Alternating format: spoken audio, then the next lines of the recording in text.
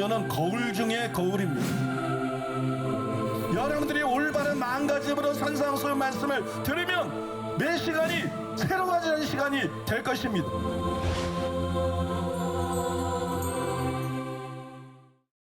오늘 말씀의 제목이 나는 무엇에 목이 마른가 이건데 사실은 온유한 자에 대한 말씀이 아직 안 끝났습니다. 지난 시간에 온유한 자가 받을 유업 땅에 대해서 첫째로 임의 차원의 땅의 의미에 대해서 말씀드렸는데 이제 두 번째로 아직 차원의 땅의 의미에 대해서 먼저 설명드리고 그 다음에 의에 주리고 목마른 자에 대해서 계속 말씀을 드리겠습니다. 온유에는 두 가지 의미가 있습니다. 하나는 사람에 대한 온유예요. 사람에 대한 온유. 이 기본적으로 사람들이 갖고 있는 생각인데 근데 사람들이 모르는 게 뭐냐면 이 사람에 대한 온유가 궁극적인 구원과 관계가 있다는 거예요. 또 하나는 하나님께 대한 온유입니다. 이거는 팔복의 처음 세 가지 복을 이사야 66장 2절과 이렇게 비교해 보면 금방 우리가 캐치할 수가 있는 사실인데 놀랍게도 이것 역시 궁극적인 구원과 밀접한 관계가 있어요. 따라서 온유한 자가 땅을 기업으로 받는다. 온유의 두 가지 의미다가 궁극적인 구원과 관계가 있기 때문에 온유한 자가 땅을 기업으로 받는다. 그 의미는 명백한 거예요. 그거는 궁극적인 구원을 받게 된다.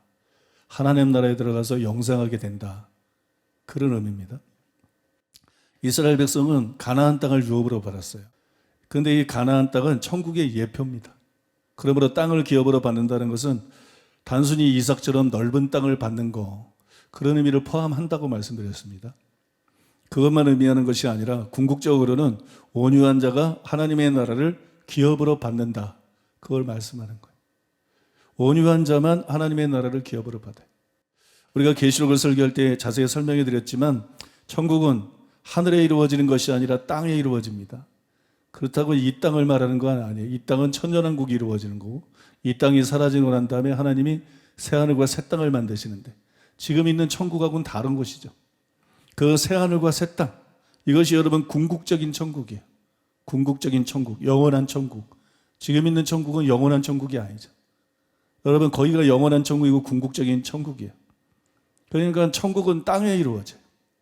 새하늘과 새 땅입니다. 그러므로 온유한 자가 땅을 기업으로 받는다는 것은 결국 새하늘과 새 땅을 유업으로 받는다. 그거를 의미하고 있는 거예요. 그러니까 우리가 온유한 자가 되는 것이 얼마나 중요한지 그걸 알 수가 있습니다. 양이 뭐예요? 온유한 게 양이에요. 염소는 뭐예요? 온유하지 않은 게 염소예요. 양은 목자를 잘 따라갑니다. 양은 온유하게 온순하게 잘 따라가요. 염소는 들이받아요. 이게 아주 단순한 것 같은데 또 이게 전부예요. 신앙생활은 다른 거 아니야. 이 사람이 정말 온유하게 하나님의 말씀을 잘 받아들이고 목자를 잘 따르느냐 아니면 반항하고 들이받고 그러느냐 그게 바로 염소 아니면 양이 딱 드러나는 거예요. 그래서 여러분 스스로 자신의 특성을 살펴보면 자신이 염소인지 양인지 하나님의 백성인지 마귀에게 속한 자인지 이 분명히 알 수 있는 일이에요. 근데 우리가 이것을 깨닫고 나면 굉장히 심각해집니다. 이게 보통 심각한 게 아니에요. 왜냐하면 온유하지 않으면 천국에 못 들어간다. 그런 말이 되는 거예요. 온유하지 않은 사람은 천국에 들어갈 수가 없다. 캐드린 쿨만은 이런 말을 했습니다. 온유해지려고 간절히 원하는 사람이 그다지 없다는 사실을 나는 인정하지 않을 수 없습니다. 자기 자신에게 정직해 보십시오. 당신이 자신을 똑바로 바라보고 있다면 당신도 이렇게 말할 수밖에 없을 것입니다. 나는 온유해지고 싶지 않습니다. 우리는 어린 양과 같은 온유함을 가지려고 구하지 않고 오히려 강한 호랑이의 성질을 좋아합니다. 주의하십시오.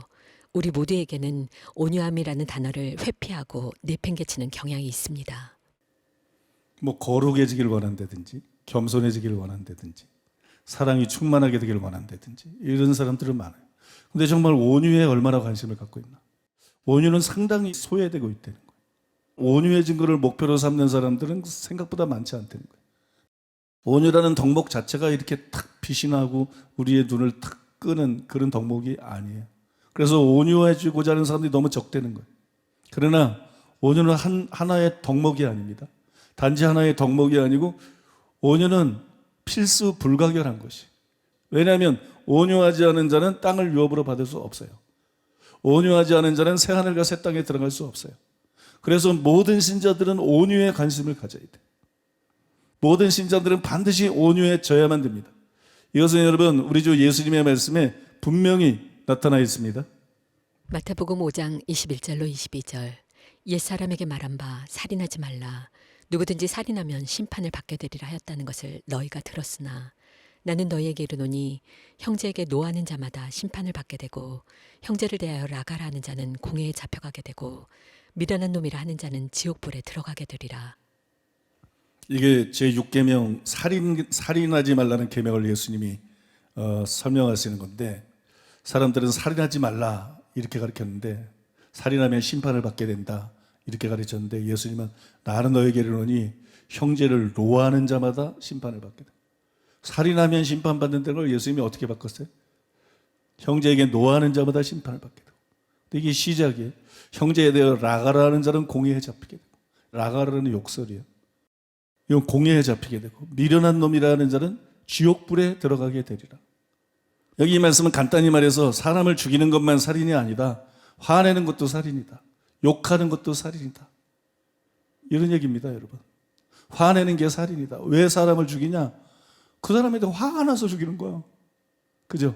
왜 욕을 하느냐? 그 사람을 미워하는 거야.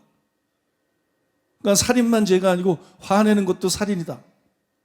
욕하는 것도 살인이다. 우리 의식이 바뀌어야 돼요.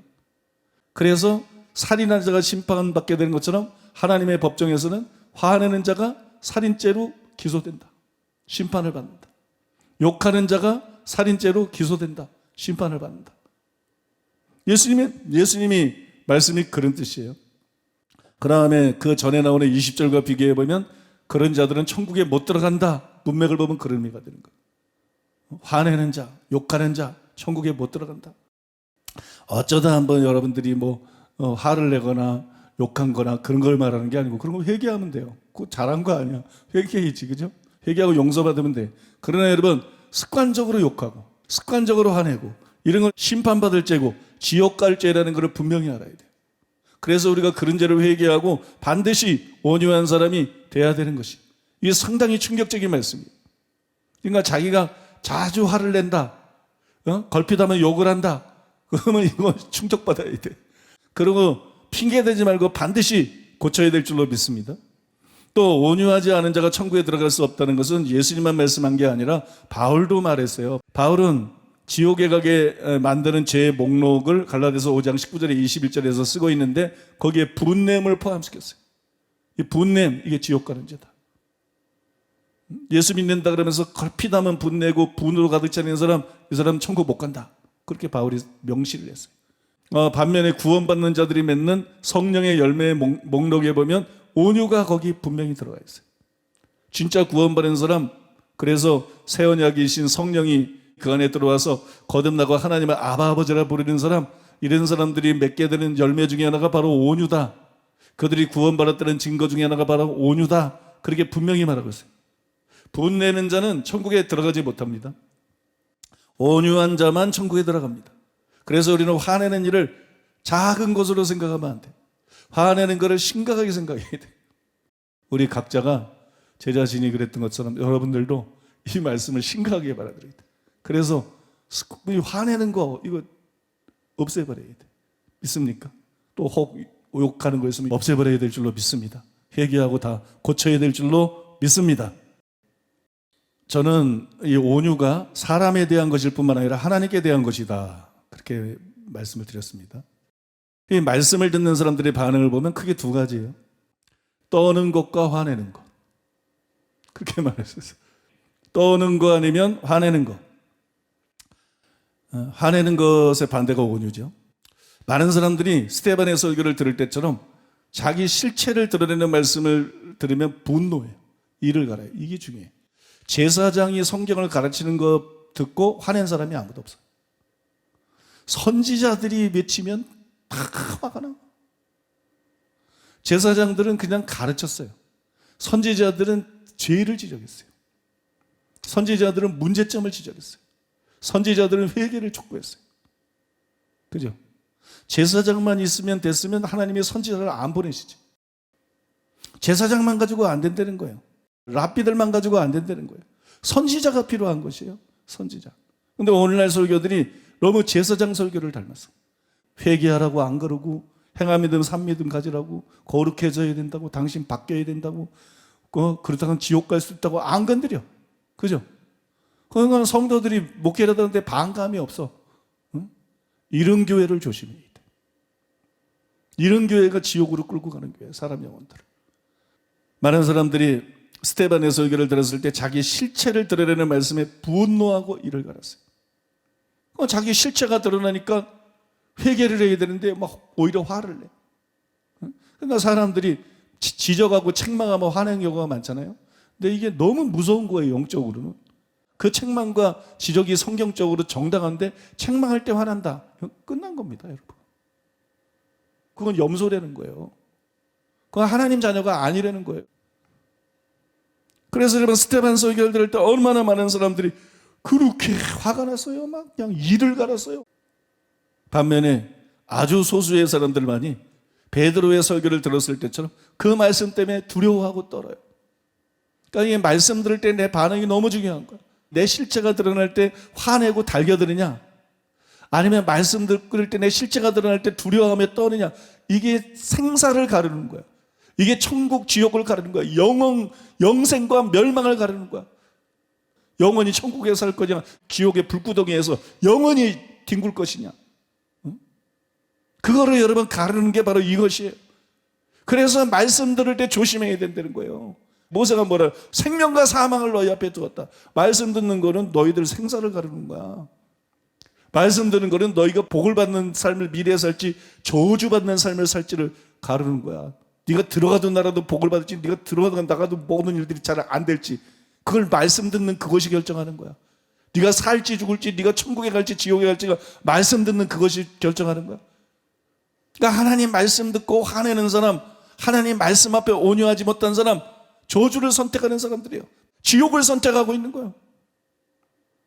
그러나 하나님의 말씀을 들으면서 자기 실체가 드러나고 죄가 드러날 때 정말 두려워하고 떨며 어찌할까 하며 회개하는 사람, 이게 여러분 생명을 선택하는 겁니다.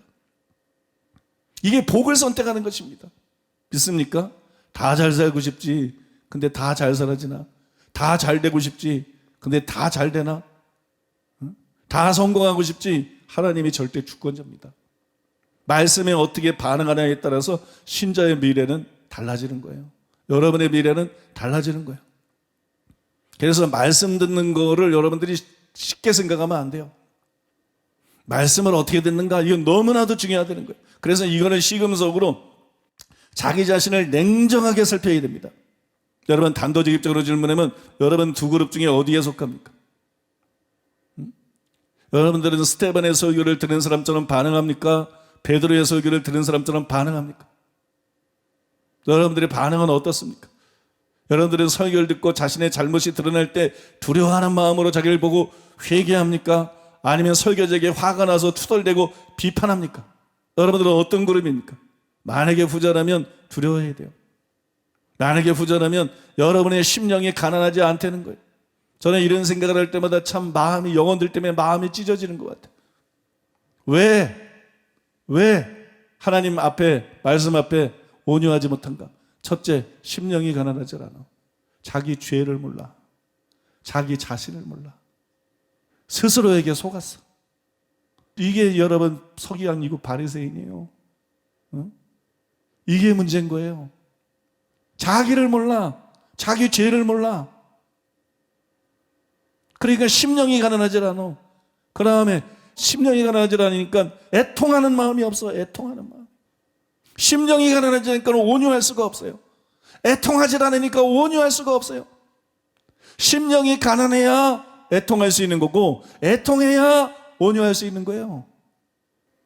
여러분들이 말씀을 들을 때 온유하지 않다는 것은 여러분들이 구원받은 자가 아니라는 거예요. 심령이 가난한 자가 천국 가는데 무슨 구원을 받아? 심령도 가난하지 않고 애통하지 않고 그래서 온유하지 않은 건데 무슨 구원을 받아? 그들은 그런 반응은 스스로가 들을 기가 없고 지옥 갈 자라는 것을 드러내고 있는 거예요. 여러분, 하나님 말씀 들을 때 하나님 말씀 앞에 온유한 자 되시기 바랍니다. 믿습니까? 누구를 위해서가 아니라 여러분 자신을 위해서. 여러분 자신이 지옥 가지 않고 정말 천국 가기 원한다면 그런 사람 되시기 바랍니다. 여러분들이 저주로 가득한 후에 막심한 비참한 삶을 사는 걸 원치 않고 정말 아브라함이나 이삭이나 야곱처럼 복받는 삶을 살기를 원한다면 반드시 하나님 말씀 앞에 온유한 사람들이 되시기를 바랍니다.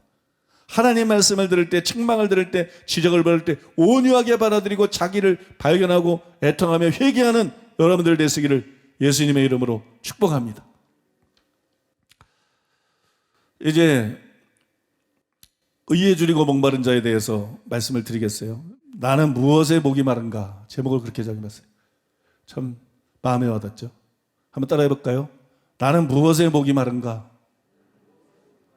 본문이 5장 6절이에요. 의에 줄이고 목마른 자는 복이 있나니 그들이 배부를 것이며. 이게 본문입니다. 여기 보면 줄임과 목마름이 나와요. 가장 비참한 겁니다. 줄이고 목마르다. 그죠? 이 줄임과 목마름은 인간의 가장 절실하고 기본적인 욕구들이에요. 줄임은 먹을 걸 요구합니다. 목마른 것은 마실 거를 요구하죠. 음식과 음료는 사치품이 아니에요. 생존을 위한 필수품이죠. 생존을 위한 필수품. 마찬가지로 의도 사치품이 아니라는 거예요. 의도 영적인 생존을 위한 필수품이라는 거예요. 신앙 고백하고 교회 다니고 뭐 방언하고 봉사하고 성가대하고 이른다고 사는 게 아니라는 거야. 의에 대해서 목마르고 의를 추구해야 산다는 거야. 의롭게 행해야 산다는 거야. 믿습니까? 의는 영적인 생명, 내 영이 살아있기 위해서, 내 믿음이 살아있기 위해서 이거는 여러분 필수품이라는 거예요. 필수품. 육체의 생명이 먹을 거다고 마실 것에 의해서 의존이 되는 것처럼 영적인 생명은 의를 사모하고 배부름을 얻는 것을 통해서 유지가 된다는 거예요. 바로 영적인 생명은 의에 달려있다는 거예요. 죄라고 하는 것은 우리 영의 죽음을 가져옵니다. 로마서 6장 23절 죄의 삭은 사망이요. 야고보서 1장 15절 욕심이 잉태한즉 죄를 낳고 죄가 장성한즉 사망을 낳느니라. 전도할 때 이 구절 사용하는데요. 로마서 6장도 야고보서 1장도 전부 믿는 신자에게 한 얘기예요. 바로 예수 믿는 그 신자에게 죄의 삭은 사망입니다. 불신자에게만 아니에요. 예수 믿는 신자에게 욕심이 잉태하면 죄를 낳고 죄가 장성하면 사망을 낳는 거예요. 예수 믿는 그 신자가 죽을 수 있는 거예요. 예수 믿는 그 신자가 지옥 갈 수 있고 멸망받을 수 있는 거예요. 믿습니까? 죄를 계속해서 허용하면 그렇게 되는 거예요. 반대로 의는 우리 영혼에 생명을 가져옵니다. 로마서 8장 6절 13절 육신의 생각은 사망이요 영의 생각은 생명과 평안이니라. 너희가 육신대로 살면 반드시 죽을 것이로되 영으로서 몸의 행실을 죽이면 살리니.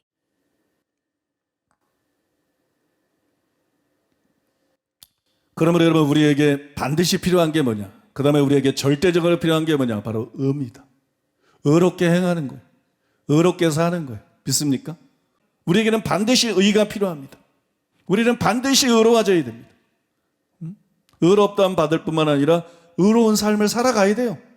그래서 여러분 이것을 여러분들이 명심하시고 꼭 기억하시고 오늘 이 의에 줄이고 목마른 자에 대한 설명, 의에 대한 설명을 잘 들으시고 반드시 의에 줄이고 목마른 자가 되어야 돼요. 참 저는 마음에 탄식하는 마음이 있어요. 원하는 게 뭐냐? 원하는 게 의가 아니야. 원하는 게 의가 아니면 끝난 거야. 원하는 게 뭐냐? 성공? 원하는 게 뭐냐? 쾌락? 원하는 게 뭐냐? 도대체 네가 원하는 게 뭐냐? 은사, 능력, 큰 사역? 네가 원하는 게 뭐냐? 의에 이른다니까. 의. 신자는요 가장 원하는 게 의래야 돼요. 의. 의를 원해야 돼. 의에 목말라야 돼. 의에 줄여야 돼. 근데 줄이고 목말라 있는 게 의가 아니에요. 불신자하고 별 다른 게 없어. 이건 너무 무서운 거라니까. 아니 어떻게 지옥 형벌을 피하겠냐고, 어떻게 구원을 받겠냐고, 어떻게 회개가 가능하겠냐고, 어떻게 믿음이 가능하겠냐고, 어떻게 이런 사람이 거듭날 수가 있겠냐고. 관심이 의가 아닌데. 애초에 관심이 의가 아닌데 무슨 희망이 있냐고. 여러분, 이 말씀을 통해서 자기 자신을 전부 잘 돌아봐야 돼요. 내가 정말 원하는 게 뭔가? 나는 정말 의를 원하는가? 불신자들의 마음을 한마디로 말하면 잘 살아보세요. 잘 살아보세요. 이거잖아요. 우리도 한번 잘 살아보세요. 그거 아니에요? 그럼 신자의 특징은 뭐예요? 하나님 말씀대로 살아보자. 주님 뜻대로 살기를 했네. 의로워지고 싶다. 이겁니다, 여러분. 참된 신자하고 불신자하고 차이가 이겁니다. 교회 다녀도 내가 진짜로 원하는 것이 단순히 잘 사는 것이고 세상 것이고, 내가 정말 원하는 것이 의로워지는 것이 아니라면 이게 불신자예요. 하나님 자녀 아니에요. 지옥 갈 자예요. 희망이 없는 자예요. 정말 말씀을 통해서 깊이 깨닫고 바뀌지 않으면 희망이 없는 자입니다. 반드시 우리는 의에 줄이고 목마른 자가 되어야 돼요. 믿습니까? 우리는 정말 의로워지기를 원하고 의를 갈망하는 사람이 되어야 됩니다. 누구나 마찬가지예요. 그렇지 않으면 다 가짜로 사는 거야. 길을 잃어버린 거야. 희망이 없는 거야, 희망이. 여러분, 오늘 말씀 잘 들으시고 전부 다 의에 줄이고 목마른 자 되시기를 바랍니다. 정말 의를 원하는 사람, 정말 의로워지기를 원하는 여러분들 되시기를 예수님의 이름으로 축복합니다. 첫 번째로 따라해 보겠습니다. 예수님이 말씀하신 의는 무엇인가? 여기 예수님이 의라는 말씀을 사용했는데 이 의라는 것은 구체적으로 뭘 말하는 것인가? 싱클레어 퍼거슨은 예수님이 이 구절에서 말씀하신 의에 세 가지 의미가 있다고 주장을 했어요. 첫 번째가 예수님을 믿음으로 의롭다함 받는 의. 그 다음에 두 번째가 예수님 믿고 난 다음에 하나님 말씀대로 사는 의. 그 다음에 세 번째가 사회적인 정의예요. 사회를 개혁해가지고 이 사회 정의를 실현하는 거. 그러니까 여기에 의가 이 세 가지 의미가 있다, 이렇게 주장을 했어요. 이 중에서 첫 번째하고 둘째 개념은 문제가 없습니다. 칭의도 이 구절의 주된 의미는 아니에요. 이 구절의 주된 의미는 절대로 아니고 적어도 뭐 이 안에 내포되어 있다, 그 정도까지는 볼 수 있어요. 그러니까 첫 번째하고 두 번째는 뭐 큰 문제가 안 되지만, 문제가 되는 것은 과연 예수님 말씀한 의 안에 세 번째 개념이 포함되어 있는가, 그것이에요. 세 번째 개념이 포함되어 있는가, 사회 정의가 포함되어 있는가. 여러분, 우리 예상하고는 다르게 더글라스 헤어는 이 구절의 의의가 세 번째 의미라고 강력하게 주장합니다. 관례적으로 여기에 나오는 의를 개인적 윤리를 말하는 것으로 간주해왔다. 이렇게 이해하는 것을 지지하는 많은 주장들이 있다. 제1복음서는 개인 윤리를 매우 강조한다. 줄이고 목마른 자의 은유는 우리의 의지와 행위에 지배되지 않는 의, 하나님의 의를 말하는 것일 가능성이 더 많아 보인다. 여기서 우리가 생각해야 하는 것은 예언자들에 의해 선포한 하나님의 구원의 의이다. 이사야 51장 5절에 내 의가 가깝고 내 구원이 나갔은즉, 또 이사야 51장 1절도 동일하게 이해되어야 한다. 의를 좇으며 여호와를 찾아 구하는 너희는 나를 들을지어다. 그들이 사모하는 의는 그들 자신의 의가 아니라 하나님의 의이다. 이 복선언을 이런 식으로 이해하는 것이 바른 것이라면 하나님의 구원하시는 의가 실현되는 것을 사모하는 자들은 복이 있다. 누가의 번역과 마태의 번역 간의 거리가 크게 좁혀진다. 누가의 평행구에서 이 복선언은 첫 번째 복과 마찬가지로 문자 그대로 굶주린 사람들을 지칭한다. 여기에 대응되는 화선언은 굶주리는 자들이 배부른 자들의 자리를 차지할 것이라고 말한다. 마태는 누가와 마찬가지로 사회 정의가 확립되기를 갈망한다. 하나님께서는 모든 일들을 바로잡으시기를 갈망하는 사람들 가운데는 굶주림의 고통을 겪고 있는 사람들, 그리고 지구상에서 굶주리고 있는 수백만 명의 사람들에게 먹을 것을 충분히 공급할 수 있는 재화와 용역이 불평등하게 분배되고 있음을 탄식하는 사람들 모두가 다 포함된다.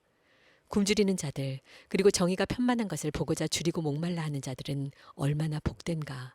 그들이 만족을 얻을 것이다. 굉장히 의외죠. 그죠? 그런데 이처럼 의에 줄이고 목마른 것을 누가복음에 나오는 가난한 자, 또 우는 자의 연장선상에서 사회적인 공의가 확립되는 걸 기다리는 자를 가리킨다, 이렇게 해석하는 학자들이 의외로 많아요. 제가 깜짝 놀랐어요. 우리가 볼 때 이게 말도 안 되는 해석 같잖아요. 그죠? 이게 뭐가 빗나간 해석 같은데 실력 있는 학자 중에 이렇게 해석하는 학자들이 굉장히 많아요. 이게 굉장히 매력 있는 해석이에요. 왜 매력이 있냐면 그런 생각이 들거든. 정말 회개하고 믿은 사람이 팔복의 사람일까? 이런 의무들이 사람 속에 다 있거든요. 그런데 이 해석을 받아들이게 되면 팔복은 뭐가 되느냐? 가난하고 울고 사회적인 정의가 이루어지기를 기다리고, 그러니까 소외된 자, 약자, 구원받은 사람들이 그런 하층민이 많고 소외계층이 많기 때문에 그냥 가난한 자, 우는 자, 공의를 기다리는 자, 또 뭐 온유한 자, 온유하게 막 자기 어려운 상황에 잘 반응하는 자, 막 그렇게 돼버리거든요. 그러니까 구원받은 사람의 그런 물질적인 상황, 형편, 이런 것들을 그냥 묘사한 게 돼버린다고요. 이런 사람들이 회개하고 예수 믿고 하나님 자녀가 됐다, 그런 얘기가 되고, 그 다음에 팔복 이후에 대해 오는 말씀들은 이제 이렇게 믿는 사람들은 어떻게 살아가야 되나, 이런 말씀입니다. 그러니까 굉장히 마음이 편안해지잖아요. 이게 상당히 매력이 있어요. 굉장히 편안해지요. 그 다음에 이렇게 보면 현 교회의 낮은 수준하고도 어울리지, 그죠? 교회 안에 여러분 가난한 자는 많잖아. 우는 자도 많고, 또 뭐 공의를 기대하고 뭐 이런 식으로 하면 교회 안에 다 포함이 되죠. 근데 정말 심령이 가난하고 애통하고 더구나 의에 줄이고 목마르고 마음이 청결하고, 교회의 상태하고 너무 다르잖아. 목사들의 상태하고도 너무 다르고, 장로들의 상태하고도 너무 다르고, 기독교인들의 상태하고도 너무 다르잖아. 그죠? 이런 교회의 상태하고도 이런 녀석이 잘 조화가 되죠. 그러고 마음의 부담이 그냥 사라져 버리지. 평화로다. 하늘 위에서 내려오네. 평화로다. 의에 줄이고 목마르지 않아도 되네. 평화로다. 마음이 청결하지 않아도 천국 가네. 이렇게 돼버리거든요. 그래서 이게 굉장히 매력 있는 주장이고요. 여러분, 절대로 이런 의미가 아닙니다. 절대로 의에 줄이고 목마른 자는 절대로 이런 사회적인 정의를 말하는 게 아니에요. 왜냐하면 누가복음에 가난한 자가 복이 있다, 예수님이 말씀했어요. 근데 이 말씀의 진의는 마태복음에 심령이 가난한 자는 복이 있나니, 이 말씀을 통해서 그 진의가 드러난 거예요. 단순히 가난한 자를 말하는 게 아니라는 거. 가난했기 때문에 심령이 가난해서 말씀드리고 회개하고 예수님을 따르는 자들을 말하는 것이죠. 또 우는 자도 마찬가지죠. 이사야 66장 2절에 물은 마음이 가난하고 심령에 통해하며, 이 병행꾼을 통해서 가난하고 힘들어서 우는 게 아니고 자기 죄를 깨닫고 죄 때문에 슬퍼하며 울고 애통하는 그걸 가리킨다는 게 다 드러난 것이잖아요. 또한 온유한 자도 이사야 66장 2절에 있는 내 말을 듣고 떠는 자, 자기 죄를 깨닫고 마음이 가난해졌으니까, 자기 죄 때문에 애통해지니까, 자기 주제를 알게 되니까 다른 사람들에 대해서도 무조건 비판적인 게 아니라 그들에 대해서도 온유해지죠. 그럴 뿐만 아니라 그렇기 때문에 하나님 말씀 앞에 온유해지는 자, 죄인이니까, 믿습니까? 죄 때문에 애통하는 자니까, 구원받기를 간절히 원하는 자니까, 하나님의 말씀을 들을 때 온유해지는 자, 믿습니까? 온유하게 받아들이는 자, 그거를 의미한다고 여러분들에게 충분하게 설명해 드렸잖아요. 그러니까 여러분, 이런 맥락에서 의에 줄이고 목마른 자를 사회적인 공의가 확립되기를 원하는 것이 아니라 의로운 인격과 삶을 갈망한 것으로 보아야 됩니다. 그게 여러분 의에 줄이고 목마른 자예요. 인격적으로 의로워지기를 원하는 사람, 자기의 삶과 생활이 언행심사가 의로워지기를 갈망하는 사람, 이게 여러분 의에 줄이고 목마른 자예요. 다행한 사실은 그래도 아직까지는 많은 학자들이 이 구절에 나오는 의를 사회적인 의가 아니라 개인적인 의를 뜻하는 것으로 해석을 합니다. 먼저 로이드 존즈는 이렇게 말했어요. 의는 필연적으로 죄의 세력으로부터 해방되고자 하는 욕망을 의미합니다. 심령의 가난이 무엇이며 내부의 죄로 이르는 애통이 무엇인가를 인식하고 나서 우리는 당연히 죄의 세력에서 해방되기를 소원하는 단계로 나아갑니다. 의에 줄이고 목마른 것은 적극적으로 성결해지기를 소원하는 것 이외에 아무것도 아닙니다. 저는 이것을 이 이상 더 훌륭히 정의할 수가 없습니다. 그렇게 말했어요. 존 스토트는 이렇게 말했어요. 의는 하나님을 기쁘시게 하는 성격과 행동의 의다. 이것을 위해 우리는 줄이고 목말라야만 한다. 그렇게 명백하게 말했어요. 그 다음에 양용희 교수님도 이렇게 말을 했어요. 마태가 제자들의 열망의 대상으로 제시한 의는 예수님의 메시아적 통치의 선물로서 제자와 하나님 사이의 새로운 인격적 관계에 의거하여 나타나게 되는 하나님의 뜻에 맞는 행동을 지칭한다.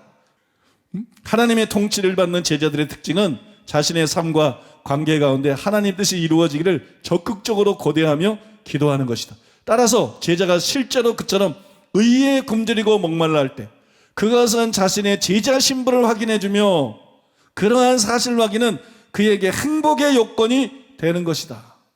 제자가 실제로 그처럼 의에 줄이고 목말라 할 때 그것은 자신의 제자 신분을 확인해주며 진짜입니다. 의에 줄이고 목마른 것이 우리가 그리스도인이라는 걸 확인해 주는 거니까. 의에 대한 갈망, 의로워지고 싶은 마음, 이게 없으면 그리스도인에서 신분 확인이 안 되는 거예요. 그리스도인이 아니라는 거예요.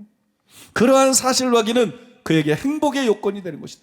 뭐 때문에 기뻐하는가? 뭐 때문에 즐거워하는가? 잘 먹고 잘 산 거, 돈, 명예, 권세, 쾌락, 세상 부귀영화가 다 여러분 일장춘몽 같은 거예요. 꿈 같은 거예요. 그게 미래의 그를 행복하게 해줄 수 없고 미래의 그를 배를 채워줄 수 없어요. 근데 성공해서 뭐 했다고? 잘 돼서 뭐 했다고? 결혼 잘해서 뭐 했다고? 유명해져서 뭐 했다고? 왜 그런 걸 목표로 사는가? 그런 거는 덤으로 와야 되는 것이지. 하나님의 나라와 하나님의 의를 구할 때 더해 주신다고 말씀하신 것처럼 덤으로 와야 되는 거지. 왜 불신자처럼 그걸 목표로 사는가? 그걸 목표로 사니까 그것도 못 얻는다는 거야. 그걸 목표로 사니까 그것도 못 얻고 결국 영원히 지옥불에서 뒹구르게 된다는 거예요. 뭐 때문에 행복해야 하는가? 돈, 명예, 권세, 성공이 아니라는 거예요. 내가 의에 줄이고 목마른 자가 됨으로써 의의 배부름을 얻는 것에서 행복을 느껴야 된다는 거예요. 거기서 안정감을 느끼고, 믿습니까? 돈만이 쌓아놓고 안정감을 느끼는 게 아니고 돈이 어떻게 자기 영혼을 보호해줘? 이 땅에서 잠깐 유익할 뿐이지. 여러분, 정말 의에 줄이고 목마른 자가 되고 의로 배부름을 얻는 데서 안정감을 느끼고 거기서 안정감을 느끼고 행복도 거기서 느껴야 된다는 거예요. 행복도 거기서 느끼고 내 영이 행복하면서 하나님이 덤으로 주신 걸 누리면서 또 행복할 수는 있는 것이지만 이 앞에 것이 없으면 안고 없는 찐빵 같은 거죠. 의에 줄이고 목말라가지고 배부름을 얻음으로써 채워짐으로써 내 영이 행복하고 기뻐야 되는 거지. 이 행복이 없이 돈, 명예, 권세 이런 것만 가지고 행복한 거는 가짜 행복이고 그거는 일시적인 행복이고 빼앗길 행복이고 영원히 불행하게 될 행복이고, 믿습니까? 여러분, 이 말씀을 통해서 여러분들이 의에 줄이고 목마른 것이 얼마나 절대적이고 얼마나 중요한 것인지 여러분들이 분명하게 깨닫게 되시기를 바랍니다.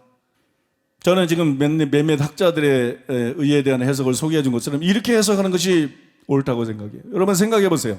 마태복음의 문맥에 의하면 팔복의 사람들은 어떤 사람들이냐? 4장 17절에 의해서 보니까 회개한 사람들이에요. 회개하고 믿은 사람들. 근데 정말 회개하고 믿은 사람들의 관심이 단순히 사회적인 정의란 말이에요. 그거 아닙니다. 이 사람들은 내세를 위해 사는 사람이지 잠깐 지나가는 이 땅에 사회적인 정의에 꽂혀 있는 사람이 아니에요. 그것에 전혀 무관한 건 아니고 일정 수준 관심을 가질 수는 있어도 이것이 신자의 특징으로 나열될 수는 없다는 거예요. 그거는 불신자들도 가지고 있는 특징이 되는 거예요. 또 팔복은 뭐예요? 팔복은 어떤 사람이 복 있는 사람인가?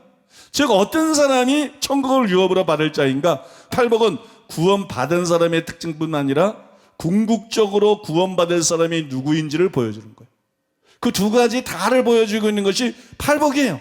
즉 궁극적인 구원의 조건까지도 보여주는 것이 팔복이에요.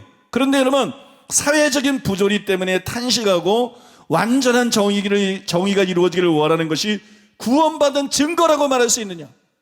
그것이 또한 구원받는 조건이라고 말할 수 있느냐? 그럴 수 없는 거죠, 여러분. 이런 것들을 구원과 여러분 직접적으로 연계시키는 것은 누가 봐도 굉장히 어색한 것이에요. 그건 맞는 것이 아니에요. 무엇보다도 산상수훈의 초점이 뭡니까? 산상수훈의 초점은 의입니다. 의. 산상수훈의 핵심 주제는 의예요. 산상수훈의 초점은 사회 정의가 아니라는 거예요. 산상수훈에는 그래서 의라는 개념이 막 정기적으로 나오는데요. 마태복음 5장 10절에 보면 그리스도인은 의를 위해서 핍박을 받는 자다. 믿습니까? 또 마태복음 5장 20절에 보면 서기관과 바리새인의 의를 능가하는 의를 지닌 자들이다. 그 다음에 6장 1절에 보면 그리스도인들은 하나님 앞에서 의를 행하는 사람들이다. 바리새인처럼 사람에게 보이려고가 아니라 하나님 앞에서 의를 행하는 사람이다. 또 6장 33절에 보면 그리스도인은 하나님께서 자신의 모든 필요를 공급해 줄 것을 믿고 먼저 하나님의 나라와 하나님의 의를 구하는 사람이다. 이건 너무너무 중요해. 그리스도인은 누구냐? 세상에 관심 가진 자가 아니야. 먼저 하나님 나라가 관심이야. 먼저 천국에 관심이야. 먼저 구원이 관심이야. 먼저 천국 가는 것이 관심이야. 나그네야, 행인들이야, 본향을 향해서 가는 사람들이야. 여러분 믿습니까? 그리스도인은 누구냐? 먼저 하나님의 나라를 구하는 사람. 이거를 듣지만 말고요, 지금 자기 자신에게 적용해 보라고. 나는 정말 먼저 하나님의 나라를 구하는 자인가? 나는 무엇보다도 먼저 구원이 먼저인가? 그리스도인들은 누구냐? 부를 구하고 돈을 구하고 명예를 구하고 성공 구하는 사람이 아니야. 그리스도인은 뭐에 꽂혀 있는 사람이냐? 의에 꽂혀 있는 사람이야. 그리스도인은 뭐에 꽂혀 있냐? 하나님 나라에 꽂혀 있고. 그리스도인은 뭐에 꽂혀 있느냐? 의에 꽂혀 있는 사람이야. 하나님 나라 들어가기 원하고 의롭게 되기를 원하는 사람, 의롭게 살기를 원하는 사람, 여러분 믿습니까? 여러분 이렇게 산상수훈에는 의가 계속해서 나와요. 근데 여기에 나오는 의가 사회정의가 아니잖아요. 여기에 의라는 단어가 계속 나오지만 이게 사회정의를 말하는 것이 아니라 하나님의 말씀대로 행하는 의를 가리키는 거잖아요. 때문에 저는 이 구절에 나오는 의가 사회정의가 아니라 신자들의 성품과 생활에서 나타나야 될 의가 분명하다고 확신합니다. 두 번째로 따라해 보겠습니다. 줄이고 목마른 것은 구체적으로 어떤 것인가? 여러분, 줄임과 목마름은 육체의 기본적인 욕구일 뿐만 아니라 매우 강한 욕구입니다. 여러분, 식욕이 강한 욕구예요. 목마른 것도 강한 욕구예요. 수년 전에 제가 여름에 폭염경보특보 35도 막 이럴 때 그냥 막 팍팍 찌는 때인데 산을 갔죠. 너무 더워. 막 그런 날은 막 산에 가면은요, 산에 이렇게 특히 오르막길 오르면 쓰러질 수도 있겠다 싶어. 쓰러져 죽을 수도 있겠다 싶어. 그렇게 더워요. 옷은 땀으로 싹 젖어. 속옷까지 땀으로 그냥 완전히 싹 젖어. 땀을 막 그런 날은 비 오듯이 흘려. 그러고 산을 간다고요. 그때 결정적인 게 물 가지고 오던 사람이 따라오다가 그냥 돌아가 버렸어. 그래서 내가 돌아가실 뻔했어. 덥고 목은 마르고 그냥 목이 날파리 막 살인 찐뜨기는 달겨들고 막 너무 힘든데 물이 없잖아. 그러고 그런 상태로 산을 4개를 넘었어. 얼마나 목이 마른지 물이 있어야죠. 보니까 산에 계곡이 큰 계곡들이 아니라서 물이 없어요. 산에 계곡이 작은 계곡들 있는 데래 가지고 물이 그냥 꾸정물이 흐르더라고. 흙탕물 같은 거, 꾸정물 같은 게 조금 흐르더라고. 근데 그거를 4번을 마셨어. 아니 목이 마른데 뭐 어떻게 그거밖에 없는데. 야, 여러분, 이 목마름의 욕구라는 게 엄청 강력한 겁니다. 꾸정물도 마실 수 있는. 우리나라는 그래도 물 부족 국가가 아니라서 그렇게 정말로 목마를 때가 많지 않잖아요. 그죠? 근데 이스라엘은 굉장히 다르죠. 제가 전에 이스라엘에 갔는데 계절을 잘못 선택했어요. 그 한여름에 갔는데 야, 얼마나 더운지요? 얼마나 더운지 몰라. 우리나라 같은 더위가 아니에요. 완전히 그냥 찜통 속 안에 들어와 있는 것 같아요. 그렇게 더워요. 사람들은 성지순례 갔다가 부러워하는데 우리는 다 그 사람들 부러워하고 빨리 끝났으면 좋겠고 예수님 말씀이 생각나더라고요. 내가 목마르다. 이 말이 무슨 뜻인지. 그러니까 여러분, 우리나라에서 더운 거 이건 아무것도 아니에요. 우리나라에서 목마른 거 이건 아무것도 아니에요. 그 예수님께서 십자가상에서 떼학볕에 6시간 동안 달려가지고 내가 목마르다 할 때 그 목마르다는 게 그게 얼마나 예수님이 고통 중에 그게 말씀하신 것인지 그게 여러분 정말 심령에 깊이 와닿더라고요. 그런데 예수님 당시는 지금보다 훨씬 더 심했어요. 당시 팔레스틴에서는 줄이고 목마른 것이 일반적인 것이었어요. 물도 귀했고 또 여러분 때로는 식량이 너무나 부족했어요. 그래서 예수님께서 그런 상황을 이용하신 거예요. 우리 이 말씀의 의미를 알아야 돼요. 의에 줄이고 목마른 자는 복이 있다. 우리 개념으로 생각하면 안 돼. 이 팔레스타인을 배경으로 생각해야 돼. 의에 줄이고 목마른 자는 복이 있다는 것은 너희가 얼마만큼 의에 줄여야 되는지, 너희가 얼마만큼 의에 목말아야 되는지. 사슴이 시냇물을 찾기에 갈급한 것처럼 내 영혼이 주를 찾기에 갈급하나이다. 이게 무슨 우리나라 사슴이 뛰어다니다가 뭐 계곡물 시원한 물 마시고 이거 얘기하는 게 아니에요. 거기는 그냥 황량하고 사막과 같고 떼약 버시고 너무 덥고 너무 목마르고 그냥 죽기 살기로 물을 찾는 거예요. 여러분, 여기 목마름이 그런 필사적인 걸 말하는 거예요. 의에 줄이고 목마른 자가 되나, 여기 생명이 달려있잖아. 여기 죽고 사는 게 달려있잖아. 여기 생사 멸망과 영생이 달려있잖아. 그리고 이거를 필사적으로 원하는 거야. 필사적으로 의로워지기를 원하는 거야. 많은 사람들이 그런 얘기를 하잖아요. 나도 의에 줄이고 목말랐는데, 나는 정말 의를 갈망했는데 왜 원하는 만큼 의로워지지 않지? 왜 그렇게 의로워지지 않지? 이런 말들을 많이 하잖아요. 여러분, 그 답이 여기 있는 거예요. 그냥 내가 어느 정도 의에 줄이고 목마르고 내가 어느 정도 의로워지기를 원하고 갈망하고 그런 걸 얘기하는 게 아니에요. 필사적인 걸 말하는 거예요. 여러분, 여기서 그것을 말하고 있는 것입니다. 토마스 와스는 이렇게 말했어요. 육적인 사람의 반론. 그는 말하기를, 나는 의를 갈망했지만 아직 채워지지 않았다. 여기에 대해서 토마스 와슨이 뭐라냐면, 당신의 말은 당신이 줄였으나 만족함을 얻지 못했다는 것인가? 아마 하나님이 당신의 줄임에 만족하지 않으셨을 것이다. 하나님이 의에 줄이고 목마른 자라는 말을 통해서 기대하신 분은 그 정도를 말하는 게 아니다. 하나님이 말씀하는 정도로 필사적으로 의에 줄이고 목마랐으면 반드시 배부름을 얻었을 것이다. 믿습니까? 스미스 위글스워스도 이렇게 말했어요. 여러분이 거룩함을 간절히 사모할 때, 청결하려고 참으로 원할 그때만이 생명의 성령의 법이 사망과 저주의 법에서 여러분을 해방시킬 수가 있습니다. 생명의 성령의 법이 죄와 사망의 법에서 우리를 해방했다. 근데 이게 없이 되나요? 정말 우리가 의로워지기를 갈망할 때 그 일이 이루어진다는 거예요. 그런 일이 일어난다는 거예요. 또 존 스토트는 이렇게 말했어요. 성경은 되풀이하여 굶주린 자들에 대한 그의 약속을 말씀한다. 하나님께서는 사모하는 영혼을 만족하게 하시며 줄인 영혼에게 좋은 것으로 채워주신다. 만약 우리가 부진한 성장을 의식하고 있다면 그 이유는 우리의 욕구가 부족하기 때문이 아닌가? 단순히 줄이고 목마른 것만으로는 배부름을 얻을 수 없습니다. 이 말씀을 오해하시면 안 돼요. 단순히 줄이고 목마른 거로는 배부름을 얻을 수 없습니다. 진짜 그리고 충분히 의에 줄이고 목말라야 돼요. 그래야 여러분 주님이 약속하신 배부름이 옵니다. 그러면 진짜 그리고 충분히 의에 줄이고 목마른 것은 과연 어떤 것일까요? 어느 정도를 얘기하는 것일까요? 여러분들에게 동기부여가 되기를 원하는 마음으로 이것에 대해서 잘 설명한 몇 가지를 여러분들에게 소개해드리기를 원합니다. 먼저 여러분, 존 웨슬리는 정말 어떤 것이 의에 줄이고 목마른 것인지를 세 가지로 정리해서 설명을 굉장히 잘했어요. 제가 읽어드리겠습니다. 의에 줄이고 목마른 사람들은 복이 있다 했는데, 우리는 이 말씀을 이해하기 위하여 첫째로, 줄이고 목마른 것은 인간의 모든 육체적 욕구 가운데 가장 강력한 것임을 알아야 할 것입니다. 육체의 기갈과 마찬가지로 하나님의 형상을 사모하는 의에 대한 영혼의 기갈은 모든 영적 욕망 중에 가장 강렬한 것으로서 이 욕망이 우리 가슴 속에서 일단 싹 트면 우리를 지으신 하나님의 형상대로 새로 지음을 받으려는 일념의 다른 모든 욕망을 삼켜버립니다. 둘째로, 우리가 한번 굶주림을 느끼기 시작하면 그 느낌은 더욱더 증대하여 음식물을 구해 배를 채울 때까지 가만히 있지 않든지 그렇지 않으면 죽든지 두 길 중에 하나일 것입니다.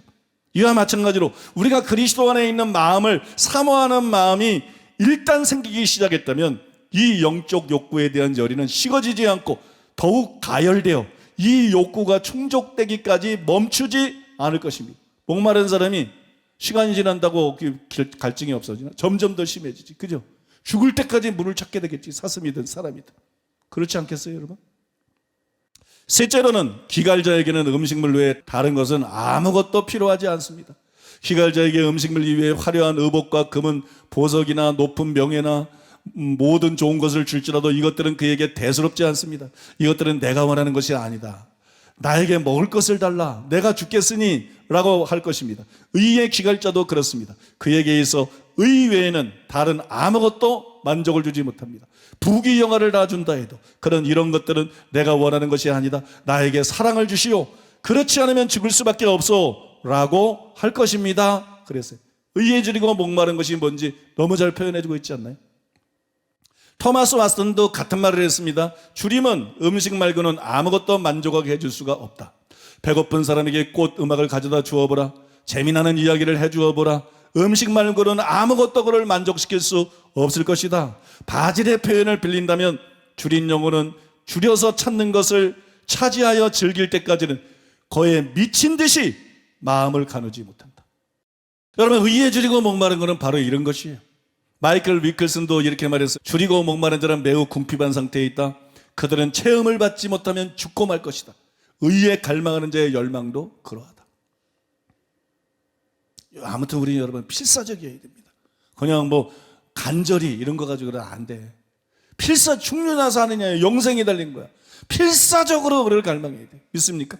필사적으로 그를 갈망하고 필사적으로 은혜를 원해야 됩니다. 제가 여러분 책들을 읽다 보니까 이 의에 대한 줄임, 의에 대한 목마름에 관한 여러 글들 중에서 제 마음에 가장 이렇게 심금을 울리고 제 마음의 심령에 가장 깊이 와닿는 게 있더라고요. 그게 여러분 하나님의 여종인 캐더린 쿨만의 글이에요. 캐더린 쿨만의 글. 캐더린 쿨만이 이렇게 말했어요. 사람이 가장 깊은 열망으로 하나님을 구하기 전까지 그 사람은 결코 하나님을 발견하지 못합니다. 그러니까 하나님을 찾는다고 발견한 게 아니라는 거예요. 나는 오랜 세월에 걸쳐서 그것을 보아왔습니다. 사람은 자기가 찾고 구하는 바로 그것을 얻게 됩니다. 사람은 자기가 보기 원하는 것을 보게 됩니다. 사람은 자기가 진실로 찾기 원하는 것을 삶에서 찾게 될 것입니다. 예수님은 인간의 본성을 아셨습니다. 그러므로 예수님은 이렇게 말씀하실 수 있으셨습니다. 의에 줄이고 목마른 자는 복이 있나니 저희가 배부를 것이며. 목마르다는 것은 강한 표현입니다. 인간의 영혼이 하나님께 목말라 할 때 그는 하나님으로 충만케 됩니다. 그는 자신을 위해 하나님을 찾게 될 뿐만 아니라 이 세상에 하나님의 나라를 가져오게 될 것입니다. 쓰임받게 된다는 거예요. 이것은 나에게 매우 실제적입니다. 왜냐하면 나의 인생에서 내가 전 존재를 다해 하나님께 절규하지 않았던 때를 한순간도 생각해내지 못하기 때문입니다. 이게 충격이더라고 나는. 그래서 하나님이 캐더린 콜만을 그렇게 위대하게 썼구나 하는 생각이 들어요. 여러분은 육체적인 배고픔을 화제로 삼습니다. 나도 육체적인 배고픔으로 음식물을 필요로 해왔음을 인정합니다. 그러나 나는 진리를 화제로 말씀드립니다만 영적인 굶주림보다 더 심한 육체적인 굶주림은 지금까지 한 번도 경험한 적이 없습니다. 이게 하나님의 사람들이 그냥 나오는 게 아니에요. 보니까 여기 또 한 번 우리를 놀라게 하죠. 나는 진리를 화제로 말씀드립니다만 영적인 굶주림보다 더 심한 육체적인 굶주림은 지금까지 한 번도 경험한 적이 없습니다. 여러분 정말 충격이고 큰 도전이 되는 고백 아닙니까? 그러면 여러분 어느 정도 시도하다가 적당히 시도하다가 포기하지 마시기 바랍니다. 여러분 캐더린 쿨만을 본받아서 육적인 줄임보다 더 심한 줄임, 육적인 목마름보다 더 심한 목마름을 가지고 의를 사모해야 돼요. 의에 줄이고 목말라야 돼요. 그렇게 되면 하나님께서는 반드시 그 사람에게 의의 배부름을 주시는 것입니다. 믿습니까? 의에 줄이고 목말랐는데도 하나님이 주시지 않는다. 저도 옛날에 그렇게 고백하던 사람 중에 한 사람이었어요. 여러분 그런 모든 사람들이 이 말씀을 통해서 다시 시작해야 돼요. 그냥 적당하게 줄이고 목말라서 그래. 필사적인 목마름, 필사적인 줄임, 필사적으로 음식을 찾는 거, 사막에서 필사적으로 오아시스를 찾고 필사적으로 물을 찾는 거. 여러분 의를 그렇게 찾으려는 것이 하나님도 그렇게 찾고 의도 그렇게 찾으려는 거예요. 필사적으로 사모하려는 거예요. 필사적으로 원하려는 거예요. 필사적으로 갈망하려는 거예요. 그러면 하나님이 그 누구도 빠짐없이 그 누구도 예외 없이 반드시 의로 배부르게 주신다는 것입니다. 믿습니까? 여러분 그거를 믿으시기 바라고 반드시 그렇게 하는 여러분 되시기를 바랍니다. 이제 결론을 말씀드리겠습니다. 오늘 말씀의 결론입니다. 여러분 성경은 사람이 믿음으로 거룩하게 된다고 거듭 말씀하고 있어요.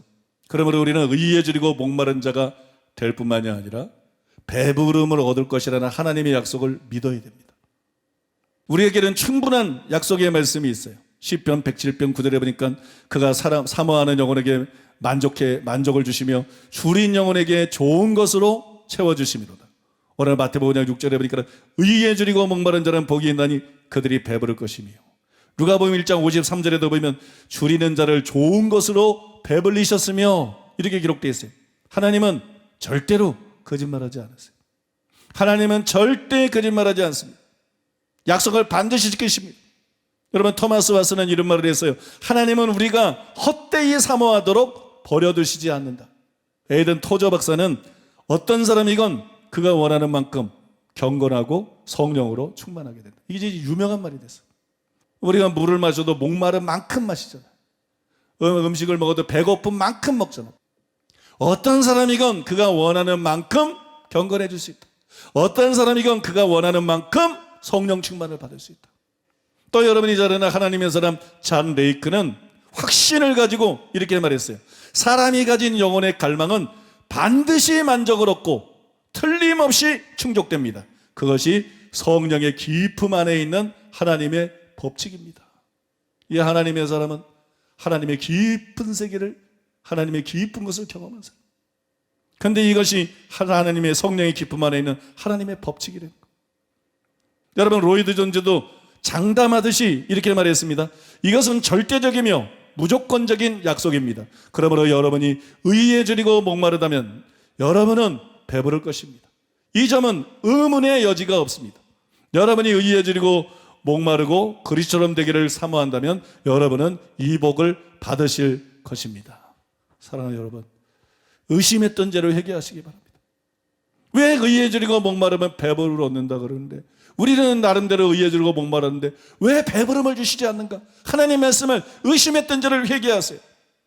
하나님의 말씀은 필사적으로 의에 줄이고 목마른 것을 말하는 것입니다. 우리는 필사적일 수밖에 없어요. 천국 지옥을 나누는 문제 아닙니까 지금? 진짜가 되느냐 가짜가 되느냐 그 문제 아닙니까? 우리는 필사적으로